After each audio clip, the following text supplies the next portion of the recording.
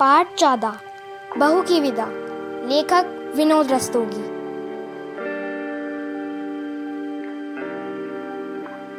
पात्र जीवनलाल, एक धनी व्यापारी। अवस्था पद्मेश्वरी। जीवनलाल की पत्नी। अवस्था 46 वर्ष। रमेश जीवनलाल का पुत्र। अवस्था 22 वर्ष। कमला रमेश की पत्नी। अवस्था 19 वर्ष।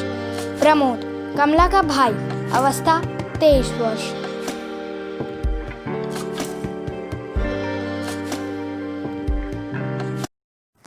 कमरा आधुनिक ढंग से सजा है। पर्दा उठने पर जीवनलाल खिड़की के समीप खड़े हुए दिखाई पड़ते हैं। वे बाहर की ओर देख रहे हैं। उनसे कुछ दूर हटकर ही प्रमोद विनम्र भाव से खड़ा है। चेहरे पर निराशाजन्य करुण भाव है। क्या निर्णय किया आपने? विदा नहीं होगी। हर लड़की अपना पहला सावन अपनी सखी सहेलियों के साथ हंस खेल कर बिताने का सपना देखती है। जानता। जीवनलाल सोफे पर बैठकर जम्हाई लेते हैं, मानो प्रमोद की बातों से ऊब रहे हों। यह जानकर भी अपना निर्णय सुना चुका हूँ, विदा नहीं होगी। यदि मैं कमला को बिना लिए जाऊंगा तो माँ का हृदय टूट जाएगा। मैं मजबूर हूँ। अगर माँ बहन का इतना ही ख्याल था तो दहेज पूरा क्यों नहीं दिया? अपनी सामर्थ्य के अनुसार जितना भी हो सका हमने दे दिया। फिर भी अगर तुम्हारा सामर्थ्य है इतना ही कम था तो अपनी बराबरी वालों का घर देखते। झोपड़ी में रहकर महलों से नाता की जोड़ा। जी देना तो दूर, बारात की खातिरदारी भी ठीक से नहीं की गई। भरी सभा में जो हमारी हंसी हुई, उस करारी चोट का घाव आज भी हरा है। जाओ कह दो अपनी माँ से कि अगर बेटी की विदा चाहती है तो पहले उस चोट का मरहम भेजे। यह आप क्या कह रहे हैं? ठीक कह रहा हूँ, मेरा फैसला आखिरी है। विदा तभी होगी जब 5000 रुपए नगद इस हाथों में रख दोगे। यह तो सरासर अन्याय है। शिकायत आपको हमसे है। उस भोली भाली लड़की ने आपका क्या बिगाड़ा है जो विदा न करके आप उससे बदला ले रहे हैं? अगर रमेश बाबू होते तो वह क्या कर लेता? मेरे सामने मुंह खोलने की हिम्मत नहीं है उसमें। वो मेरा बेटा है। तुम्हारी तरह बड़ों के मुंह लगने की बदतमीजी करने वाला कोई हमारा छोकरा नहीं है। जो हमारी बहन है, क्या वह आपकी कोई नहीं है? बेटी और बहू को एक तराजू में तोलना चाहते हो। बेटी बेटी होती है, बहू बहू होती है। ठीक है, जब आप अपनी जिद पे अड़े हैं तो विनती करना व्यर्थ। क्या मैं जाने से पहले एक बार अपनी बहन से मिल सकता हूँ? जरूर। और हाँ, ये भी बताते हुए जाना कि मेरे लिए मरहम लेकर अब कब विदा कराने आओगे।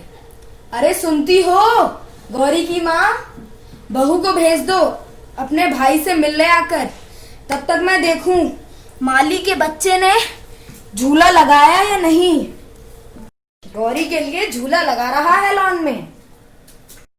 प्रमोद थका से सोफे के पास खड़ा है। अंदर से कमला आती है। चांद से सुंदर मुखड़े पर उदासी की घटा है। प्रमोद के पास जाकर चुपचाप खड़ी हो जाती है, सिर नीचा किए। कैसी हो कमला? अच्छी तरह तो हो? कमला सिसकने लगती है। कमला रो मत। इन मोतियों का मूल्य समझने वाला यहाँ कोई नहीं है। घबराओ मत, मैं जल्दी ही फिर आऊंगा और उस बार विदा अवश्य होगी, क्योंकि मैं चोट का मुहर्रम लेकर आऊंगा।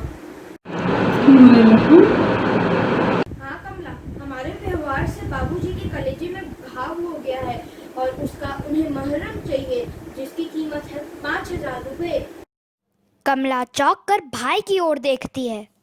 तुम चिंता मत करो कमला, इस गिरे हाल में मकान 7-8 हजार में बिक ही जाएगा। मेरी विधा के लिए घर ना बेचना है। आपको मेरे सुख सुहाग की सौगंध है। 1-2 साल में विमला कामयाबी तो आप ही में करना है। लेकिन तुम? मेरी चिंता आप ना करें। सच विदा ना होने का मुझे जरा भी दुख ना हो। कमला गौरी आ रही है। बहुत अच्छा स्वभाव है उसका, हर समय हंसती हंसाती रहती है। उसके साथ रहकर मुझे सखी सहेली की जरा भी कमी महसूस न होगी। आप विश्वास करें भैया। लेकिन आज नहीं तो कल रुपया तो देना ही पड़ेगा। इन कागज के टुकड़ों पे अपना स्नेह और प्यार बेचने वालों के बीच में तुम कब तक रहोगी? धीरे धीरे सब ठीक हो जाएगा। माँ भी ममता की मूर्ति है। बाबूजी थोड़ी जिद्दी स्वभाव के हैं, वह भी सब भूल जाएंगे कुछ समय में। मुझे तो ऐसा नहीं लगता, सब एक ही धातु के बने हुए हैं। हो सकता है कि माँ जी भी ममता का सिर्फ दिखावा करती हैं। अंदर से राजेश्वरी का प्रवेश। गोरा रंग, स्वस्थ शरीर, सफेद साड़ी और ब्लाउज पहने हैं। कैसा दिखावा? अरे बैठ जाओ तुम लोग। क्या बातें हो रही थी भाई बहन में? बस कुशल क्षेम पूछ रहा। हाँ, विदा के लिए क्या कहा उन्होंने? प्रमोद मौन रहता है। कमला दृष्टि नीचे कर लेती है। समझ गई, अपनी जिद के आगे तो ये किसी की सुनते ही नहीं है।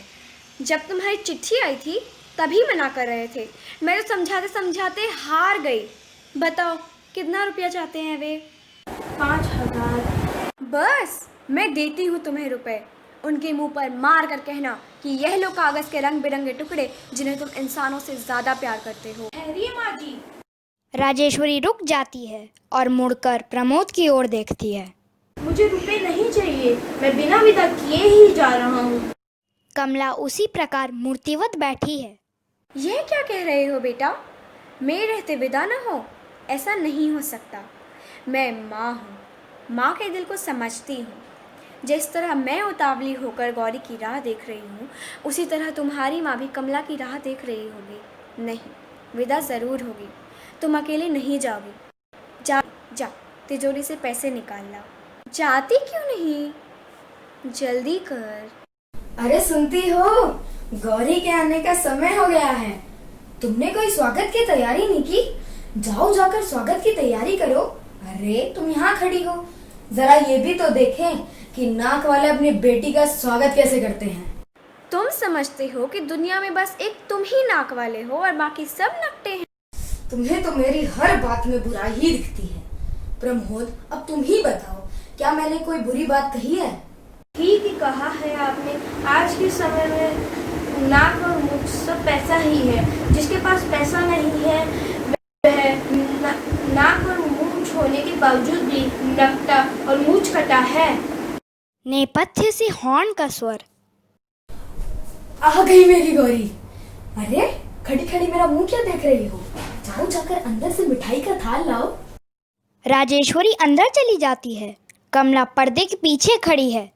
तभी बाहर से रमेश आता है। चेहरे पर उदासी के चिन्ह हैं। बरसाती कोट सोफे पर रखकर चुपचाप खड़ा हो जाता है। गौरी कहाँ है? वह नहीं आई। क्यों, तबीयत तो ठीक है ना उसकी?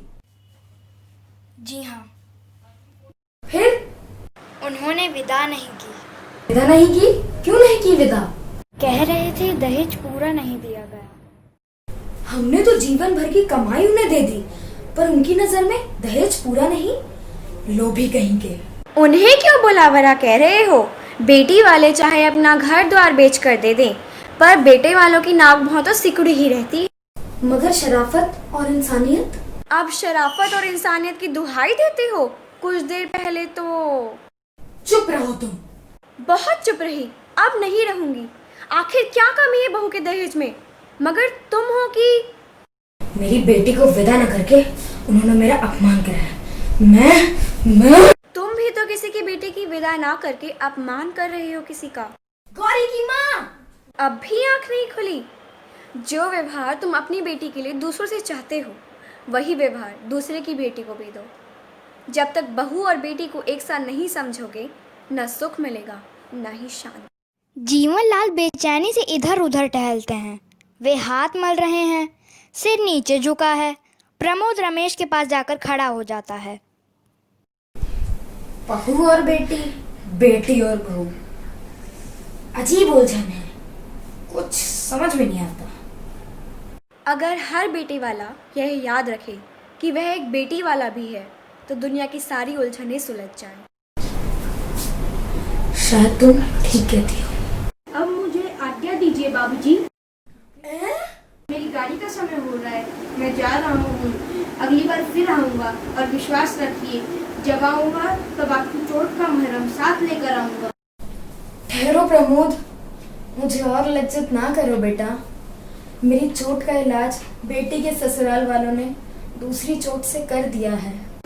बाबूजी, कभी कभी चोट भी मरहम का काम कर जाती है बेटा। अरे खड़े खड़े मेरा मुंह क्यों ताक रही हो? जाओ अंदर जाकर तैयारी करो, बहू को विदा नहीं करनी क्या? कमला हर्ष के आंसू पोंछती हुई शीघ्रता से अंदर जाती है। जीवनलाल मंद गति से खिड़की की ओर बढ़ते हैं और तभी धीरे धीरे यवनिका गिरती है।